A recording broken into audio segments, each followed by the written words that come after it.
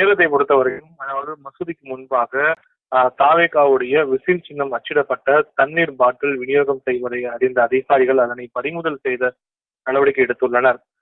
குறிப்பா இந்த ரம்ஜான் பண்டிகை நாடு முழுவதும் கோலாகலமாக கொண்டாடப்பட்டு வருகிறது. இந்த ரம்ஜான் பண்டிகையை முன்னிட்டு மசூதிகள்ல சிறப்பு தொழுகைகள் நடைபெற்று வருகிறது. இதனையொட்டி சேலம் மாநகர் பகுதியில் இருக்கக்கூடிய சூரமங்கலம் ஆசாத் அந்தோரி நகர் ஆசாத் நகர் பகுதியை பொறுத்த வரைக்கும் சிறப்பு தொழுகை நடைபெற்றது.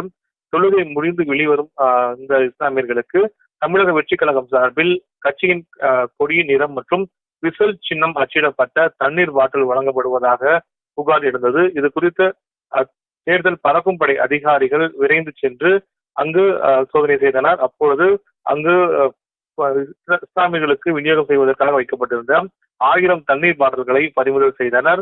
தேர்தல் விதிமுறை மீறி வாக்காளர்களை பாதிக்கும் வகையில் பொருட்கள் விநியோகம் செய்வதை கருதி இந்த நடவடிக்கை எடுக்கப்பட்டதாக தேர்தல் பறக்கும்படை அதிகாரிகள் தெரிவித்தனர்.